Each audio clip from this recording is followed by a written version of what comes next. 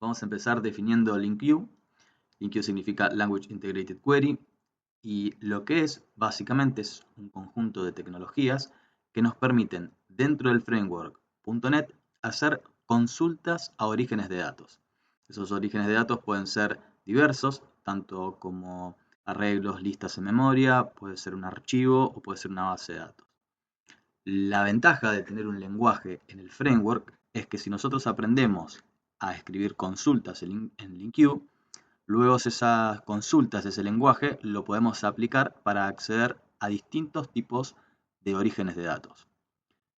Una consulta LINQ, una query, se compone de tres partes principales. Una es el data source, la definición del data source, de dónde vamos a obtener los datos. La segunda parte es la creación de la query, es escribir en el lenguaje LINQ la sentencia, la instrucción que va a tomar los datos. ¿Y qué es lo que se va a aplicar sobre esa toma de datos? Pueden ser filtros, pueden ser ordenamientos, pueden ser agrupamientos, etc. Y finalmente, lo que vamos a hacer es ejecutar la query, que eso significa realmente aplicar lo que se definió en el paso 2 sobre el origen de datos. Hay que saber diferenciar entre lo que es la definición de la query y la ejecución de la misma. La definición tiene que ver con tener escrita la consulta en el lenguaje LINQ y la ejecución con realmente acceder al origen de datos para obtener lo que la query define. Una cosa más, para poder acceder a las funciones de LINQ debemos escribir la sentencia using, la directiva using, para hacer referencia a este namespace que es system.linq. Vamos a empezar directamente viendo un ejemplo de lo que sería la definición de un data source. En este caso vamos a usar una lista de números enteros y vamos a ver por definición qué es un origen de datos para LINQ. Por definición es todo objeto que implemente la interfaz IEnumerable o cualquier otra interfaz o otro objeto que derive de la interfaz IEnumerable. ¿Qué significa eso? Vamos a ver el objeto list y vamos a ver que implementa esta interfaz IEnumerable. Esa es la definición de data source para lo que es LINQ. Nosotros, si queremos estar seguros si podemos aplicar una query LINQ sobre un data source, tenemos que saber si implementa esta interfaz o una interfaz que implemente esta interfaz. Puede parecer confuso, vamos a simplificarlo más. Todo lo que son arreglos, listas, colecciones, diccionarios, todos son objetos que pueden servir como un data source. Entonces, en este caso, vamos a usar una lista de números y a continuación vamos a empezar a escribir la query para obtener los datos sobre esa lista de números, sobre ese data source. Al momento de escribir la query tenemos dos opciones, dos sintaxis que nos provee el framework. Una sintaxis se llama query syntax y la otra se llama method syntax. Vamos a ver primero la query syntax. Este tipo de sintaxis se basa en la utilización de palabras claves que nos da el framework. Estas son from, where, select. Nos permiten escribir la consulta de una manera ordenada, legible.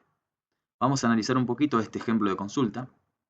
Siempre empezamos con la palabra clave from y acá estamos definiendo el origen de datos. Estamos diciendo que vamos a tomar los números de la lista de enteros número, numbers. La segunda palabra clave where nos aplica una condición de filtro sobre el origen de datos. En este caso, la condición de filtro es el operador resto, que está comparado con el valor 0. Básicamente me dice que quiero filtrar los números que el resto de dividirlos por 2 me da 0, o sea, son los números pares. Y lo tercero que vemos en esta query es la instrucción de selección que me dice qué voy a tomar. En este caso directamente voy a tomar aquellos números, no les voy a hacer ningún tipo de operación ni transformación. Bien, esta sintaxis, que es bastante simple, puede escribirse de la otra forma, que es el method syntax, y vamos a verla a continuación. El method syntax básicamente es el encadenamiento de varios métodos, y esos métodos existen en este objeto numbers, porque es una lista e implementa la interfaz IEnumerable, entonces ahí tenemos todos los métodos para aplicar la consulta LINQ porque importamos esta extensión, ese namespace.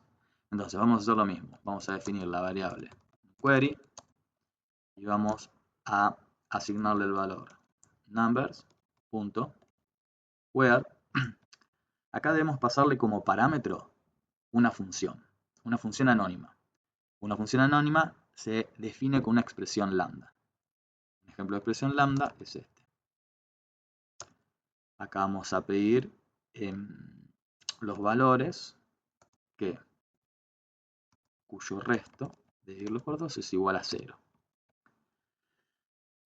Si no vieron expresiones lambda, esto es un operador lambda, sirve para definir una expresión lambda, lo que me retorna una función y se define escribiendo a la izquierda del operador lambda los parámetros de la función y a la derecha el cuerpo de la función. Al método where tengo que pasarle una función de tipo booleana porque me tiene que definir si cada registro, cada valor de mi origen de datos va a incorporarse o no al resultado. Entonces es una función booleana. Y luego tenemos que ejecutar el método select, que también requiere que le pase una función. En este caso la función es muy simple. Quiero que me retorne el mismo valor. Así que la función básicamente es el mismo valor.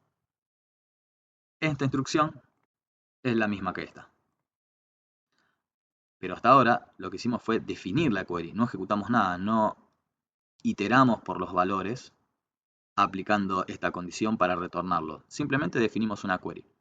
Ahora vamos a ver cómo realmente aplicamos la query sobre el origen de datos. Vamos a usar la instrucción for each. For each lo que hace es recorrer cada uno de los valores que están en la query. Acá es realmente cuando se va a leer los datos en memoria, se va a aplicar el filtro y se va a aplicar la selección. Por cada uno de los valores vamos a escribirlo por consola. Bien, vamos a ejecutar este programa. Vamos a guardar primero. Con .NET Run corremos el programa. Y efectivamente vemos que nos retornan los valores pares de la lista que habíamos definido. Vamos a probar que la query escrita en este formato, en query syntax, me retorna exactamente lo mismo. Vamos a guardar esto y vamos a ejecutar el nuevo comando .NET Run y obtenemos el mismo valor. Perfecto. Entonces vimos cómo ejecutamos la query que definimos sobre este origen de datos. Vale aclarar que tanto query syntax como method syntax son igual de performáticas, son las dos iguales de rápidas, no varía en esa cuestión, solamente es una cuestión de legibilidad y una elección personal, o sea que pueden elegir cualquiera de las dos. Una diferencia que podemos visualizar a la hora de ejecutar es que for each va a recorrer los valores de la query, pero yo puedo querer guardar el resultado de la query en una variable. Entonces vamos a ver cómo se haría eso. Voy a definir una variable que se llame result y a esa variable voy a asignar la query transformada a una lista.